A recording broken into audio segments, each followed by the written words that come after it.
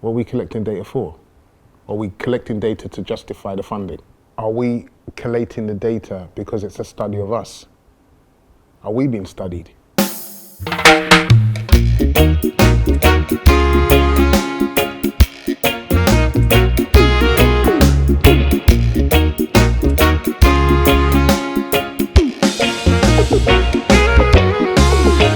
Hi and welcome to today's roundtable event. Today we're bringing community leaders who work in mental health together for vital conversations which we hope will not only provide education and awareness of mental health within the community, but will also go towards advocating for systems change. We really hope you like it.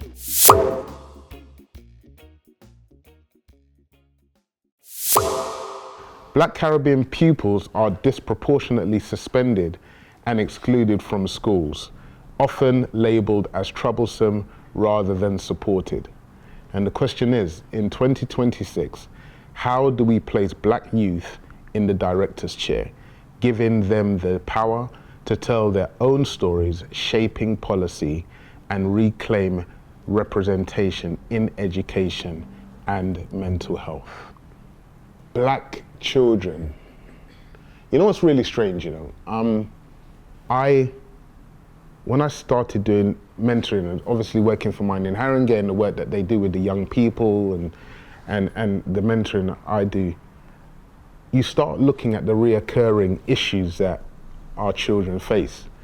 And then at some stage, as to your point, you give them the safe space to speak openly, freely about their experiences. And then at some stage I started realizing that a lot of the issues that they're going through are not them. A lot of it is their household. So you spend a lot of time trying to guide and fix and make resilient the young person, but you're putting them back into a contaminated environment. So it's like, then you start asking, well, what are you trying to fix? Because week upon week, you're having these great conversations, they're opening up, they're understanding more about life, and it's kind of they're navigating throughout life, aren't they? It's like every adolescent. You're trying to find your way through. And then when you start getting deeper into the conversation, you start understanding the complexities of the household and what's happening there. And in some respects, it becomes quite daunting because now you have to have a different conversations. So you start having to have the conversations as, okay, well, this is actually what's going to happen over the next 5 years of your life, okay? Your house is a complete mess, yeah? But this is what you're going to need to face. Because apart from you going, okay, can I speak to the mum? Can I speak to the dad? Can I speak? Because you're now seeing that the problem is a lot bigger than there's just that. The child is just a product of their environment, and that was a very, very big eye-opener for me. And it faced more challenges because now you have to have an open conversation and a very mature conversation with the young person who thinks, is it me? Am I going through this? I've been made to feel it's me, that all of this is about, when really and truly, in some respects, are you being gaslit by your parents or your environment? And you're having to have that conversation. Some are mature enough to have it, and some you're just trying to make as resilient as you can to get through the next few years of their life. I do think, in answer to the question, I do think young people are always being heard, always being open to speak, but not being heard, should I say. I think that shifted in some respects. I think sometimes we get the wrong young people in the room.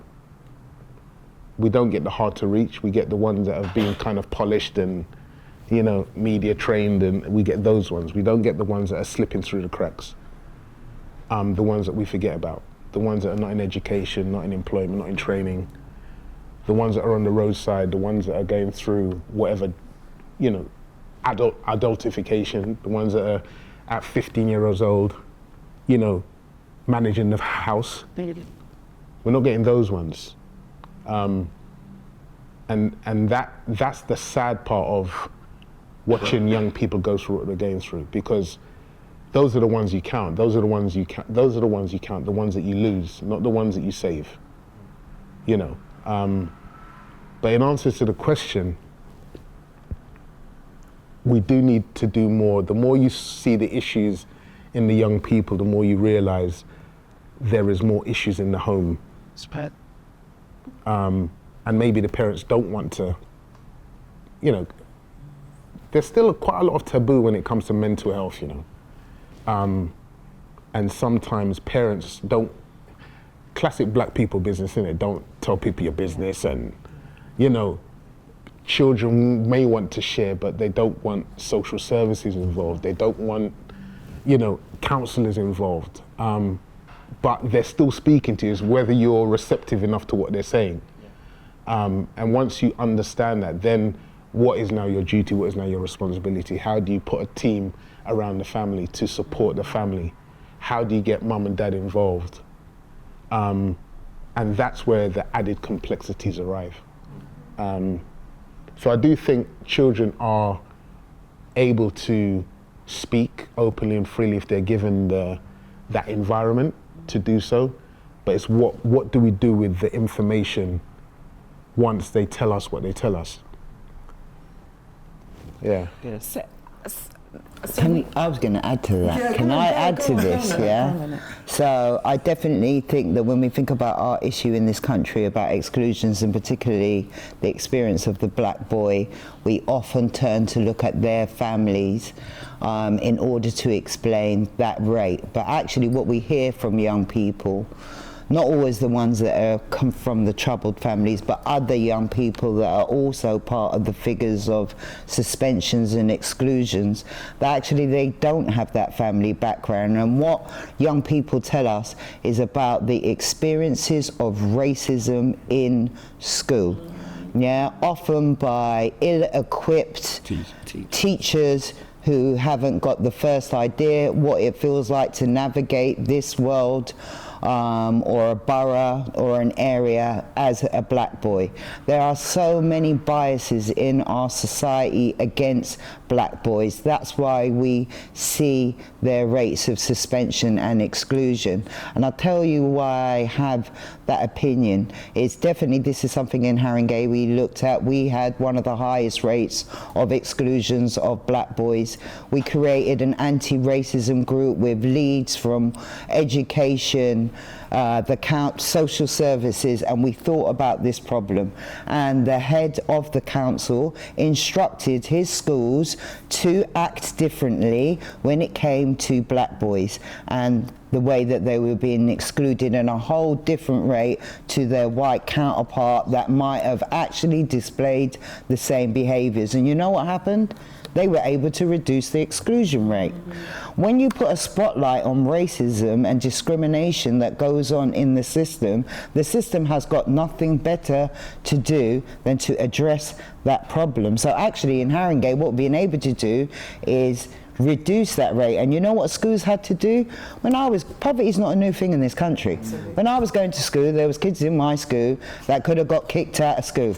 But we had a unit in our school where if you couldn't behave yourself, that's where you got sent for a couple of weeks. And when you behaved enough, you come back into the community. And nobody in my school was permanently excluded in the way that we just throw away kids nowadays, particularly black boys. And then we're almost creating another industry, because when they're kicked out of school, then they're out on the streets, then the police and other people can scrap up the money of working with those young people, and then we put them in prison. You can literally follow a black boy's journey and know that it is the system in all its elements that identifies that black boy as having issues, probably from primary school. We need to change that narrative. It's not black families that have created this issue. I think also if we aligned academies and the growth of academies, we will see that there is an alignment between academies and black boys being excluded at school.